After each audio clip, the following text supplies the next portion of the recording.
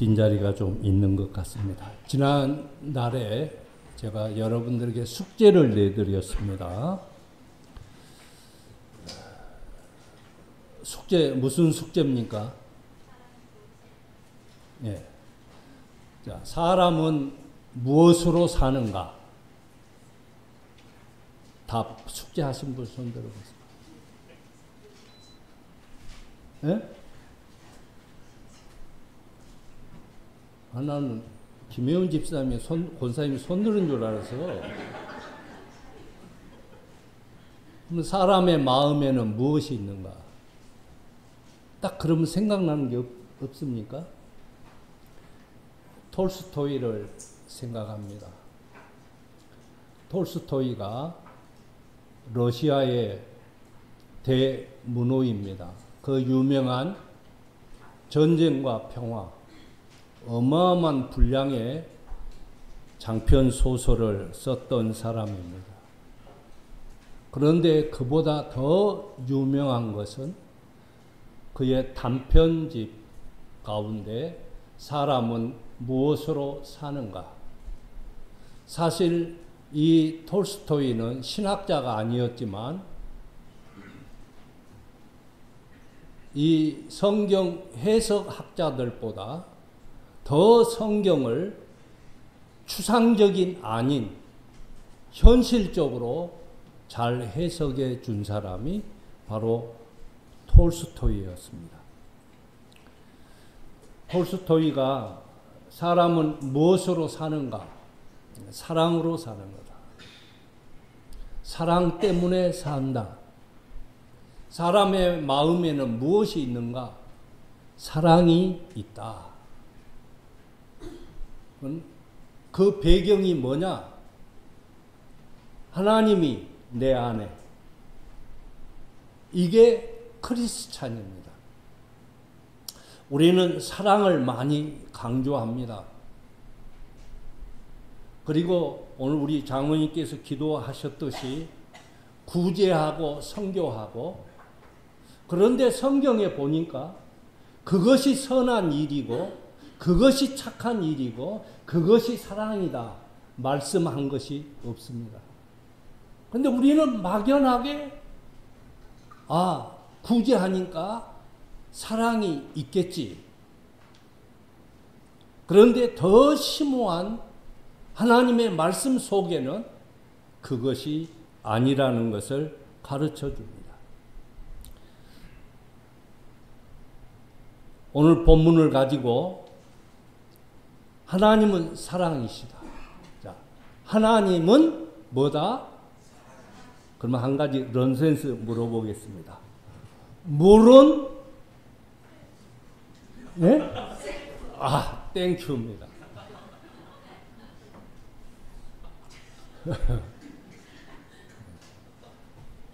어떤 사람 물어보니까 물은 물이지 뭐야 그럽니다. 물은 셀프고 하나님은 사랑이었습니다. 자, 그러면 이 톨스토이가 오늘 이 본문의 말씀을 가지고, 물론 더 핵심적인 것은 마가복음 1장 40절 이후에 그 한 나병 환자가 예수님께 찾아왔을 때 네가 낫고자 하느냐? 그렇게 묻습니다. 주께서 원하시면. 그런데 예수님께서 다른 나병 환자들에 대해서는 10 문둥병자 가운데 그들에게 손을 대시지 아니하시고 그냥 가라, 네 믿음대로 된다 했는데, 마가복음 1장 40절에 있는 이 환자에 대해서는 예수님이 손을 만지셨다. 그리고 뭘 강조했느냐? 오늘 우리 이 누가복음 1장 40절을 우리가 얘기할 때, 자, 44절 보십시다. 43절에 곧 보내시며 엄히 경고하사 해놓고 44절에 네가 깨끗하게 되었으니 모세가 명한 것을 들여 그에게 입증하라. 이게 무슨 뜻이냐? 그러면 내가 문둥병에서 놓여서 이렇게 깨끗하게 되었습니다 해서 증표를 받아오라, 이렇게 해석들을 합니다. 근데 이 입증하라는 것은 뭐냐? 보여주라는 겁니다. 보여주라. 여러분, 세상 사람들이 가끔 믿는 우리들에게 하나님을 보여주라 그럽니다. 그럼 우리는 하나님은 보는 것이 아니다라고 말씀합니다. 그렇게 얘기합니다. 그런데 성경은 하나님을 보이라고 말씀합니다. 보이지 않는 하나님을 어떻게 우리가 보일 수 있겠습니까? 그런데 왜 예수님은 보이라고 했습니까? 이 입증하라는 이 내용 속에 자세히 읽어보면 무슨 얘기인지 헷갈릴 수가 있습니다. 이 배경 속에 톨스토이가 그 주인공을 누구로 명명했느냐? 시몬을 주인공으로 삼았습니다. 그러면 러시아의 국기를 한번 볼까요? 이거 삼색이라고 합니다. 그런데 이 색깔을 보면 프랑스하고 프랑스기는 수직으로 되어 있는데 순서가 좀 바뀌어 있습니다. 그런데 이거는 자유와 평등과 박의 정신이 있습니다. 그런데 제정 러시아 당시에 이 국기는 지금은 백색은 자유와 독립, 청색은 충성, 적색은 희생, 이걸 의미합니다. 그런데 본래 제정 러시아 당시에 이 국기의 표어가 뭐냐? 이 뜻 전체적으로 뜻이 뭐냐? 하나님은 우리와 함께 계신다. 여러분 놀랬지요? 러시아가 그렇다는 거.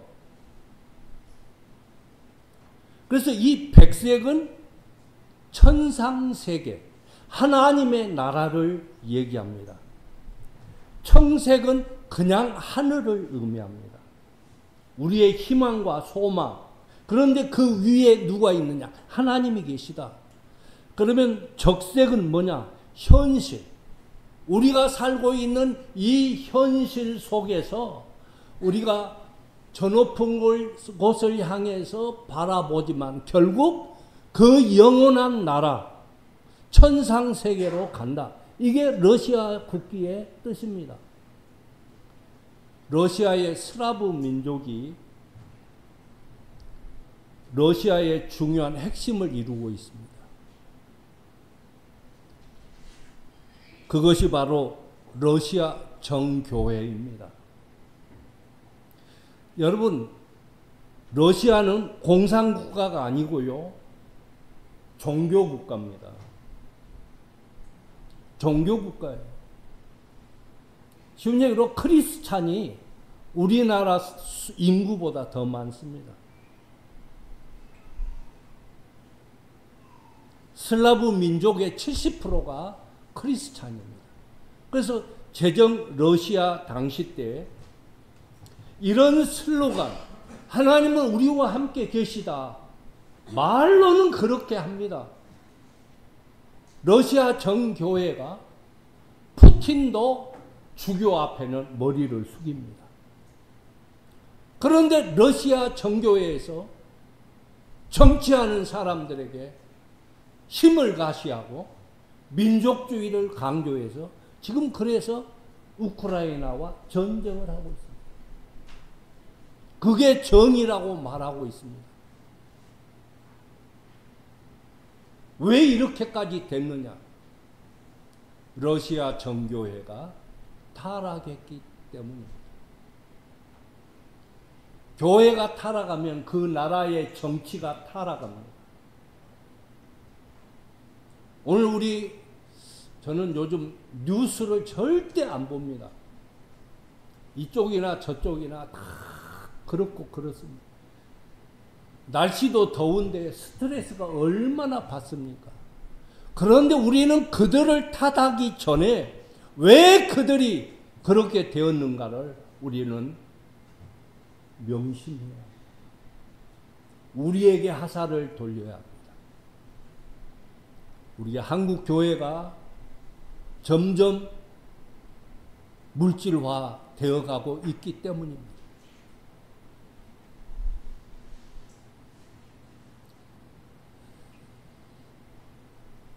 오늘 사람은 무엇으로 사는가? 이 본문의 말씀을 그 톨스토이의 작품을 가지고 해석을 해보려고 합니다.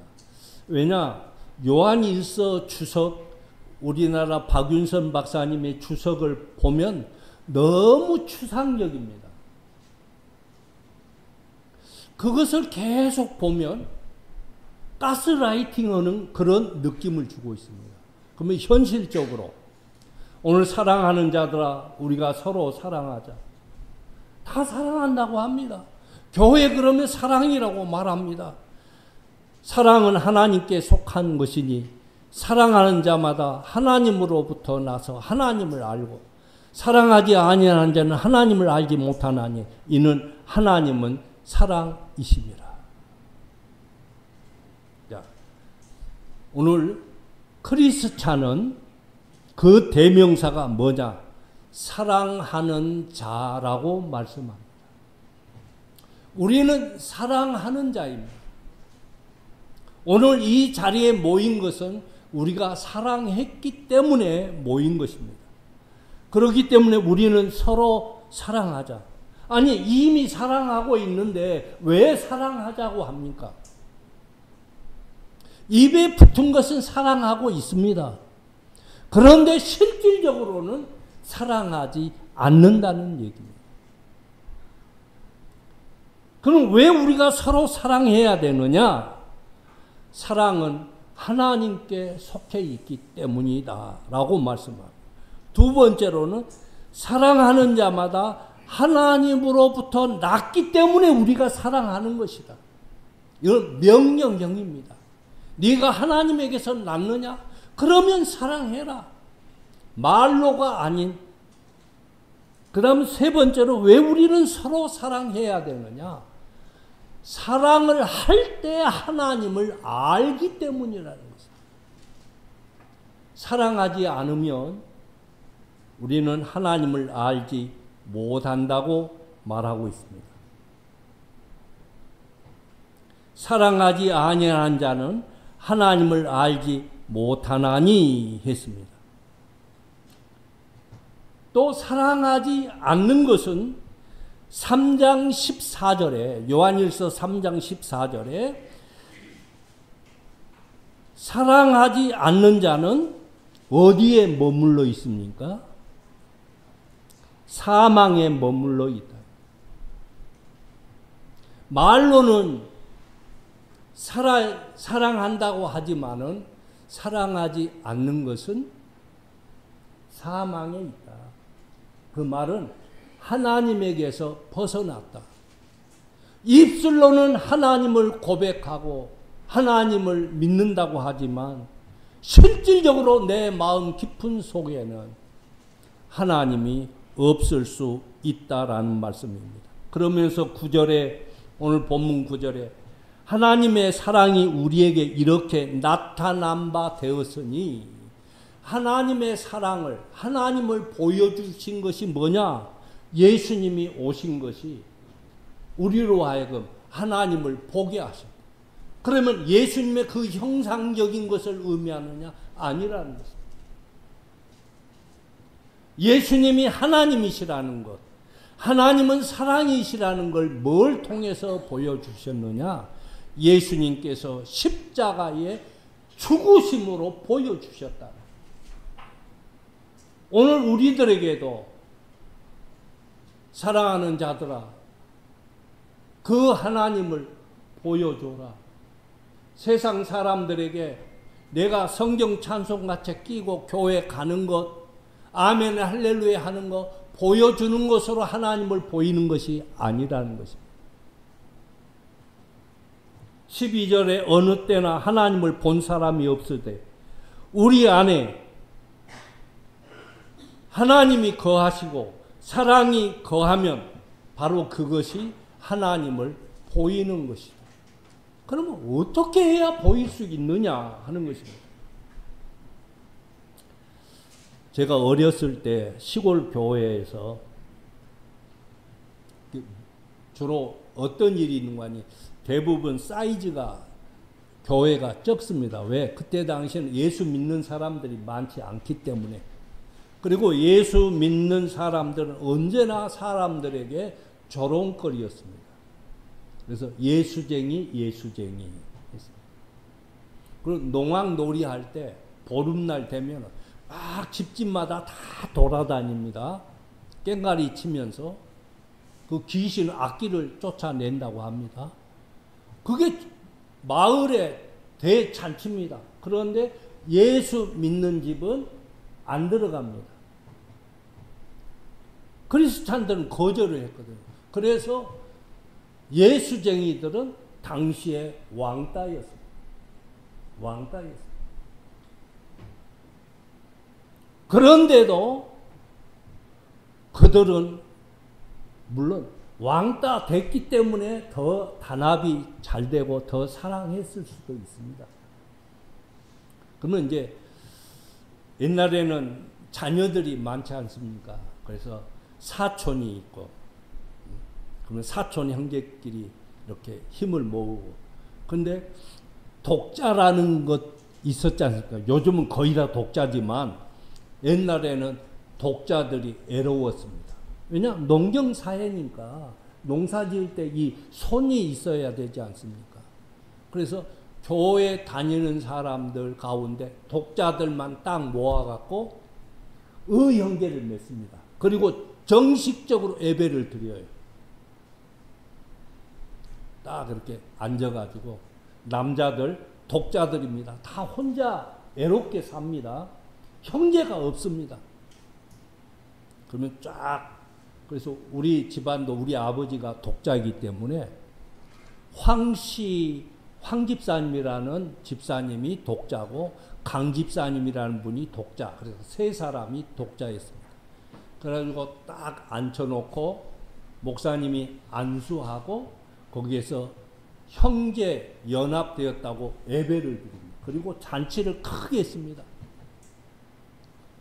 그래서 이제 설날 되면 우리 작은아버지가 없습니다. 독자니까. 근데 그때부터는 황집사님 작은아버지, 강집사님 작은아버지 가서 세배합니다. 그게 얼마나 행복했는지. 그리고 저보고 조카 그러면서 뭐 맛있는 것도 주고 그랬습니다. 근데 요즘 교회가 그런 게 있을까? 그래서 그 막내 그 삼촌, 작은 아버지가 강주로 이사를 갔습니다. 근데 제가 강주 신대원에 입학했을 때 자주로 그 작은 집에 놀러 갔습니다. 그러면 그 작은 어머니가 얼마나 따뜻하게 맞이해 주시는지. 장례가 나면 여기다 띠를 두르지 않습니까? 내 자식이 아니어도 그 의형제 맺은 그 아들들이 딱 앉아차고 상주 역할을 그렇게 했습니다. 그게 우리 한국 교회의 시발점이었습니다. 애로울 틈이 없었습니다. 그러면 이제 제가 여러분 다 아시겠지만 사람은 무엇으로 사는가 잠깐 제가 소개를 하겠습니다. 등장인물은 구두 수성공입니다. 시몬이라는 사람이고 그의 아내 마트료냐가 있고 그리고 미하엘이라고 하는 사람이 등장합니다. 이 시몬은 얼마나 가난했는지 당시에 이 노동자들의 인건비는 아주 낮으면서 물가는 엄청 비쌌습니다. 그래서 얼마나 가난했던지 시골 농부집에 새들어 삽니다. 그리고 러시아는 춥지 않습니까? 애투 한 벌을 가지고 두 부부가 애출할 때마다 그거 입고 갑니다. 각자 애투가 없습니다. 그것도 다 낡아져서 이제 좋은 외투 하나 마련하기 위해서 자기가 애상으로 구두 수선해 줬던 그 사람들에게 가서 수선비를 받으러 갔는데 다 헛땅치고 다시 투덜대며 돌아오게 됩니다. 그런데 교회 모퉁이에 어떤 한 이상한 물체가 있어서 가봤더니 어떤 젊은 청년 하나가 아무것도 걸치지 않은 채 쭈그리고 있었습니다. 처음에는 이 사람이 강도를 만나서 이렇게 옷 다 뺏기고 얻어맞고 그랬나 해서 아이고, 그러니까 이제 그 선한 사마리아 그 사건을 이제 거기에 개입을 시킵니다. 야, 나도 이러다가 당하겠구나 하고 도망을 가는 도중에 딱 생각했습니다. 내 마음에는 하나님이 계시는데, 그래가지고 내가 잃을 게 뭐 있는데. 여러분, 선한 사마리아 사람이 사실은 이 톨스토이는 잃을 게 없는 사람으로 말합니다. 근데 앞에 제사장이나 레위 사람은 잃을 게 많아. 그들은 입으로는 하나님의 사랑을 증거했을 겁니다. 그런데 실질적으로 그 사람은 더 사랑이 없었고, 사랑을 부르짖지 않았던 가난한 이 사마리아 사람, 외면받고 천시받고 무시당한 이 사마리아 사람은 잃을 게 없는. 그래서 이 시몬이 다가가서 이 청년에게 그 다 떨어진 애투를 벗어서 덮어주고 입혀주고, 어떤 사람이 그 구두 장화 그걸 수선해달라고 맡긴 거를 그 젊은이에게 신겨가지고 집으로 들어옵니다. 근데 집에는 사실 먹을 게 없습니다. 내일 자식들하고 먹을 것밖에 없는데 그 부인이, 아내가 막 화가 이만큼 올라왔습니다. 아니, 먹을 것도 제대로 없는데, 근데 시몬이 와서 이게 손님이 왔으니까 먹을 것 내오라고 하지 않습니까? 참, 이 아내가 막 악담을 합니다. 저런 이상한 거름뱅이 헐벗은 사람 데리고 와서 우리처럼 힘들게 사는데 외투, 우리 두 부부가 번갈아가면서 입는 이 애투를 그 거지한테 줬냐고 막 악담을 합니다. 그런데 먹을 것까지 주라고 하느냐. 그러니까 시몬이 아내에게, 당신 마음에 하나님이 있어? 당신이 하나님을 믿는 거야? 딱 이 한마디에 딱 생각, 내 속에 하나님이 계시, 즉 내 속에 사랑이 있지. 그러니까 이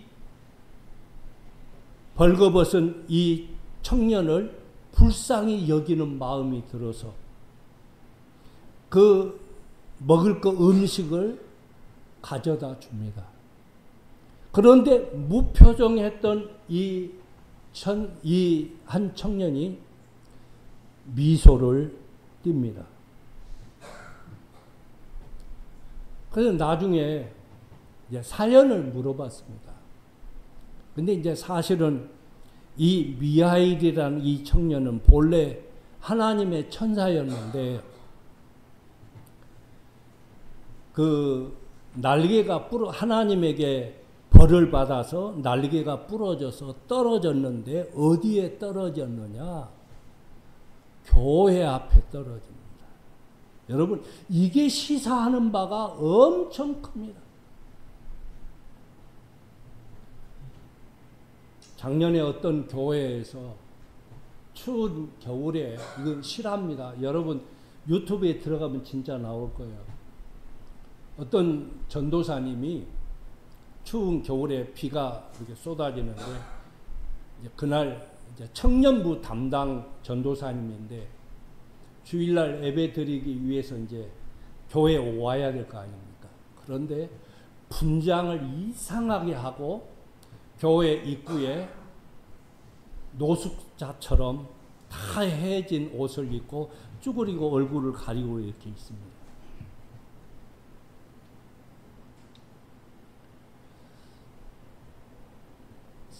거기에 들어가는 교인들이 어떻게 했을까요? 남루한 옷과 거지 차림으로 있기 때문에 다 피해서 들어요. 그런데 이제 예배 시간이 딱 되었는데 전도사님이 설교할 전도사님이 없습니다. 그런데 사회자가 이제 하나님의 말씀을 증거하기 위해서 전도사님 말씀 전하시겠습니다. 하는데 저 뒤에서 남루한 다 떨어진 비에 젖은 그 더러운 옷을 입고 들어온,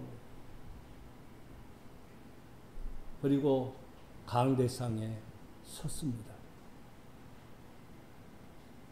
여러분, 이것이 우리들의 교회입니다. 바로 그것을 이미 제정 러시아 당시 때 톨스토이가 봤던 교회의 모습이 그런 모습이었습니다. 그래서 식사 대접을 합니다. 근데 이제 갈 데가 없으니까, 그러면 먹고 살아야 되니까 나한테 구두 깁는 것 기술을 배워라. 그래서 거기에서 이제 기술을 배웠는데 1년 있다가 어떤 귀족이 마차를 타고 와서 아주 좋은 독일제 가죽을 가지고 와서 부추를 만들어 주라. 1년 동안 실밥도 트이지 않고 망가지지도 않게 잘 만들어라. 그렇지 않으면 안 주겠다. 그렇게 얘기를 하는데 이 미하엘이 미소를 짓습니다.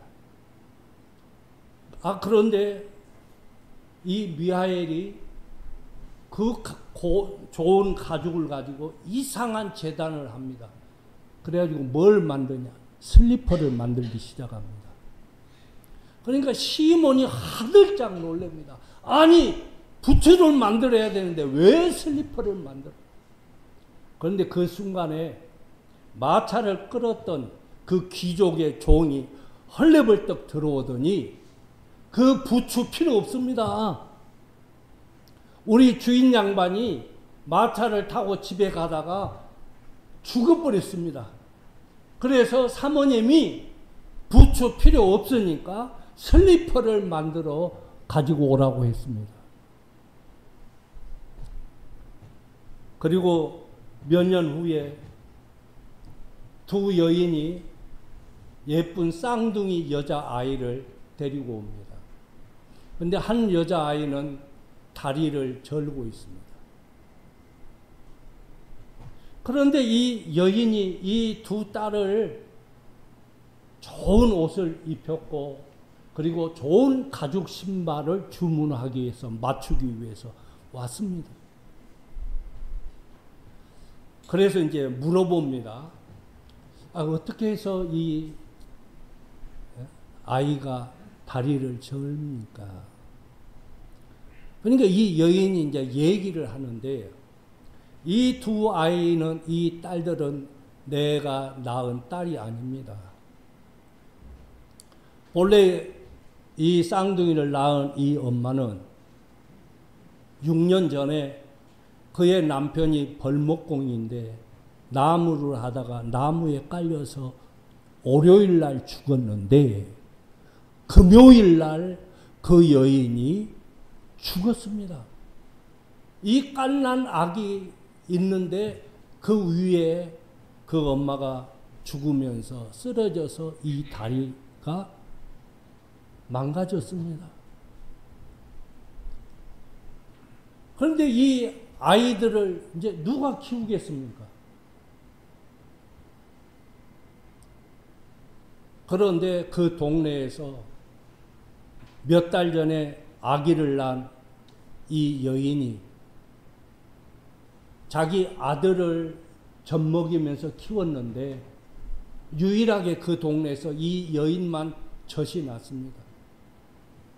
그래서 임시로 이 여인이 이 두 아이들을 젖을 먹이면서 키웠는데 2년 후에 그의 아들이 죽습니다. 그리고 이 여인이 이 두 딸을 정말 내 친딸처럼 키웠습니다. 가난하지만 좋은 옷을 입혔고 좋은 신발을 신기려고 했습니다. 그때 이 미하엘이 방그레 웃습니다. 사실 하나님에게 벌을 받았을 때 어떤 일이 있었는가 하니 그래서 이 미하엘 천사가 이 두 아이를 알아보는 겁니다. 하나님께서 어느 땅에서 남편이 벌목공으로 죽었는데 그 아내가 너무 먹지 못해서 병 들어서 죽게 됐는데 그 영혼 데리고 와라 명령을 내렸습니다. 그래서 천사가 이 여인을 데리러 갔더니 이 엄마가 사정사정합니다. 이 딸을 내가 죽으면 어떻게 키웁니까? 며칠 전에 내 남편이 죽었습니다. 우리 집에는 먹을 것도 없습니다. 나도 병들었습니다. 나 죽으면 이 두 딸을 어떻게 키웁니까? 그래서 이 천사가 미하엘이 맞는 말이구나. 누가 키우겠냐? 그래서 그 영혼을 데려가지 못합니다. 그래서 하나님께 그 불순종에서 벌을 받아서 날개가 부러져 가지고 그 땅에 떨어진 겁니다. 그때 하나님께서 네가 회복할 수 있는 거 숙제를 내주는데 그게 뭐냐? 사람의 마음에는 무엇이 있는가? 두 번째, 하나님이 사람에게 주시지 않는 것이 무엇인가? 세 번째로는 사람이 무엇으로 사는가? 이 세 가지 답을 네가 알면 천상으로 다시 올 것이다. 그래서 이제 결국 자기의 이 미하엘이 이 얘기를 하는데 갑자기 이 시몬의 집이 환해지기 시작합니다. 보물이 떨어졌으면 좋겠는데 날개가 돋아나서 미하엘은 하늘로 올라가고 이제 그 밝은 빛이 싹 사라지는데 현실은 그대로 가난한 그 상황이었습니다. 이 불쌍한 이 두 아이 누가 키울 수 있겠느냐? 하나님께서 오늘 우리 교회 보고 키우라고 말씀하셨어요. 이제 앞으로 우리 독거 노인들, 혼자 사신 분들 꽤 있을 겁니다. 오늘날 우리 청년들 가운데 정세 사기 당해가지고 얼마나 힘들어하고 괴로워하고 있습니다. 근데 우리는 구제한답시고 몇만 원, 몇십만 원 주고 다 하는 것처럼 얘기합니다. 오늘 우리 교회는 이 두 딸을 키울 수 있을까요?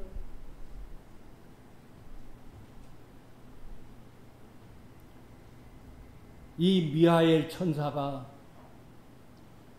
교회 앞에 떨어진 것은 하나님께서 이 지상에 아무리 하나님은 우리와 함께 계시다, 하나님은 사랑이라 하지만 그는 입에 붙은 말이지 사랑이 없는 것이다 라고 하는 것을 보여주는 것이 미하엘이 빨가벗은 몸으로 교회 모퉁이에 와도 그 교회는 문이 닫혀 있는 겁니다.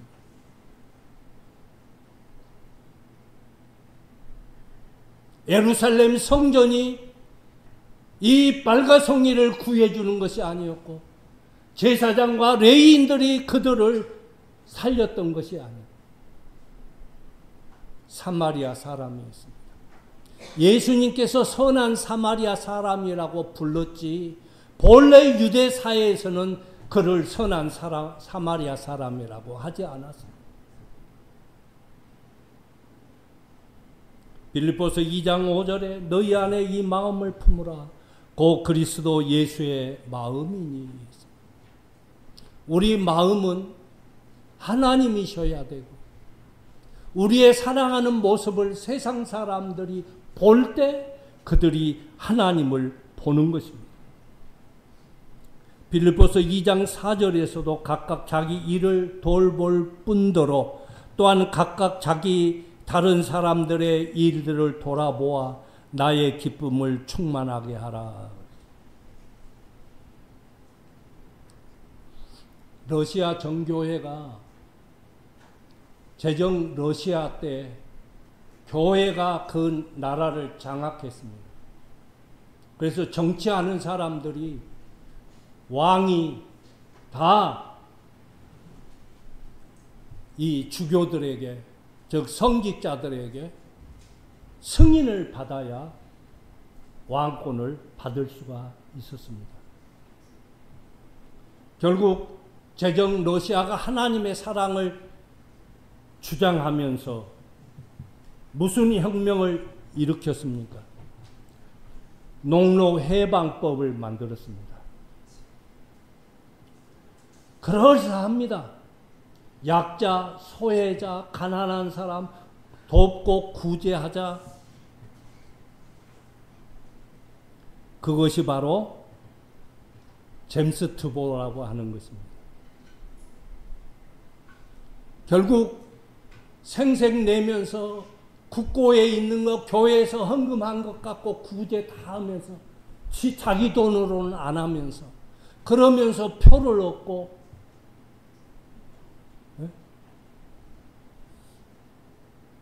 오늘날 우리 국민들에게 뭐 보조하고 이렇게 좀 돌릴 때 국회의원들이 지들 좀 사비 걷어갖고 좀 해봤으면 좋겠어요. 우리 교회도 교회에서 구제 헌금으로만 구제하지 말고 내 돈 갖고 구제 한번 해보자 그 말이에요. 그래서 선한 사마리아 사람이 주막에다가 그 강도 만난 사람을 맡기고 나중에 돌아와서 자기 돈으로 갚으겠다고. 여러분 제사장은 아마 이 강도 만난 사람 주막에 맡겼으면 헌금 갖고 했을 겁니다. 여러분 오늘 우리 한국 교회가 여러분 구제 안 해도 상관없습니다. 왜냐? 여러분 성경 보십시다. 오늘 이 본문에서 3장 17절 한번 보십시다. 이건 난해한 것입니다. 구제에 대해서 난해한 겁니다. 누가 이 세상의 재물을 가지고 형제의 궁핍함을 보고도 도와줄 마음을 닫으면 하나님의 사랑이 어찌 그 속에 거하겠느냐. 이거는 재물로 어떻게 하라는 겁니까? 궁핍한 사람 도와주라고 했지요. 그러면 고린도전서 13장 3절 이거는 사랑장입니다. 사랑장. 신구약 성경에서 대표적인 사랑장이 그 중에 제일은 사랑이라 했던 것이 고린도전서 13장입니다. 그러면 13장 3절 내가 내게 있는 모든 것으로 구제하고 내 몸을 불사르게 내어줄지라도 사랑이 없으면 내게 아무 유익이 없느니라. 아니, 다 줬는데 왜 줬습니까? 우리가 그 영혼을 사랑했기 때문에 구제한 거 아닙니까? 그런데 이상하게 그렇게 다 했는데 사랑이 있다고 생각했는데 사랑이 없으면이라고 단서를 짓고 있습니다. 그러면 제가 어떻게 결론을 내리고 싶으냐? 우리가 교회가 건축을 하기 위해서는 얼마나 많은 돈을 씁니까? 얼마나 많은 돈이 필요합니까? 근데 우리 총회에서도 맨 돈 세례교인 의무금 해가지고 돈 합니다. 그래서 나중에 뭐 해관 건립, 뭐 어디 수양관 뭐 만들고 난립니다. 그런데 내가 능력이 없어서 그런 말 못하지만 좀 내가 파워가 있고 교회가 사이즈만 있다면 그거 하지 말고 우리 시골에 있는 우리 목회자들 자녀들 서울로 올 때 결혼할 때까지 기거할 수 있는 원룸 센터를 만들어서 좀 그런 데 써야지. 우리 목회자들 수양에 간다고 거기에서 놀고 휴식하고 하는데 꼭 그런 건축을 해야 되나?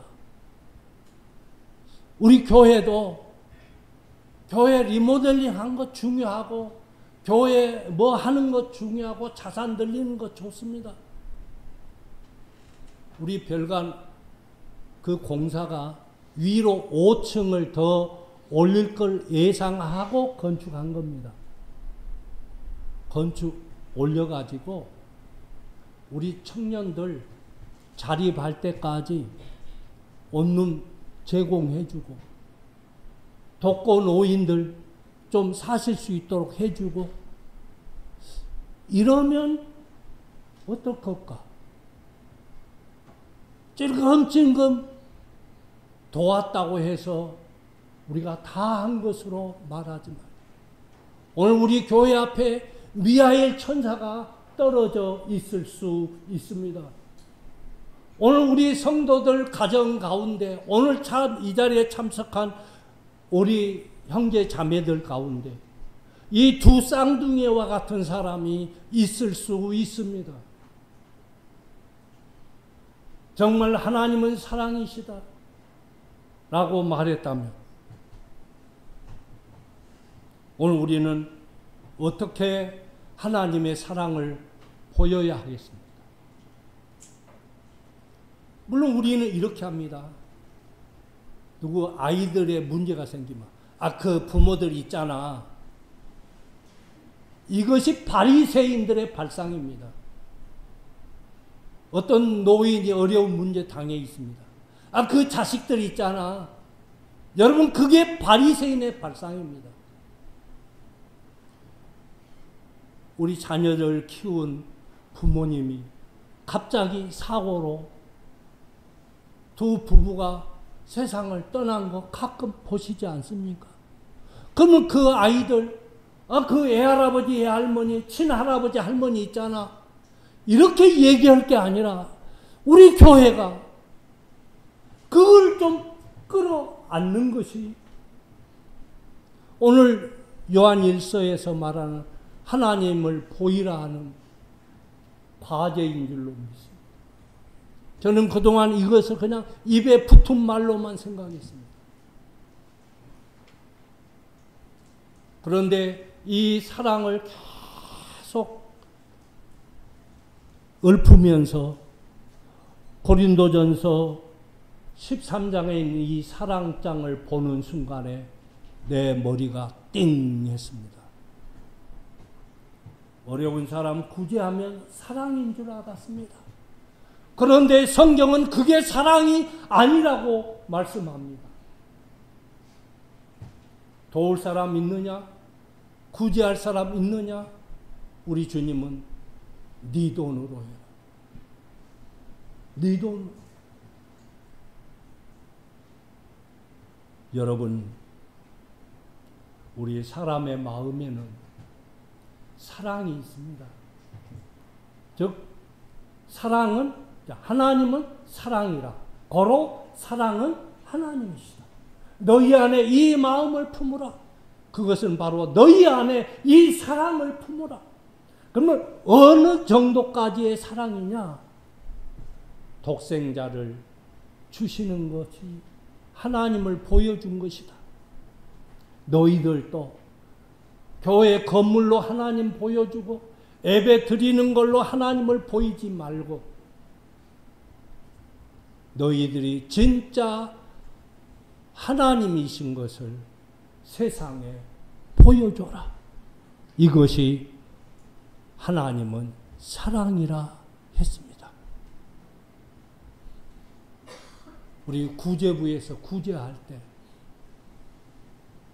구제비가 있으니까 하고 없으면 안 하고 얼마나 책정하고 그러기 전에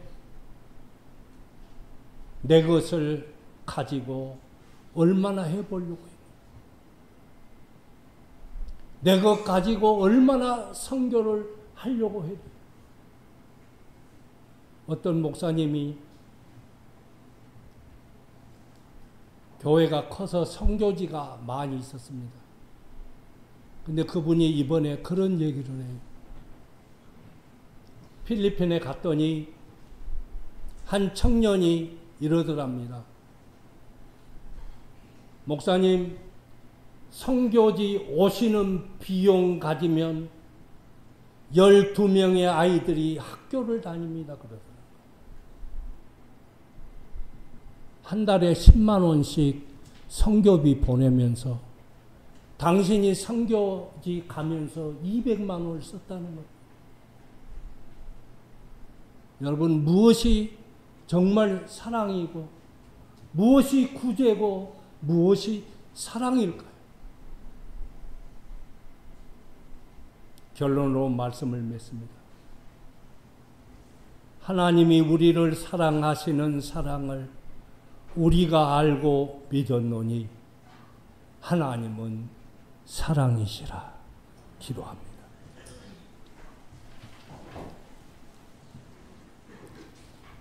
하나님 아버지, 오늘 이 땅에는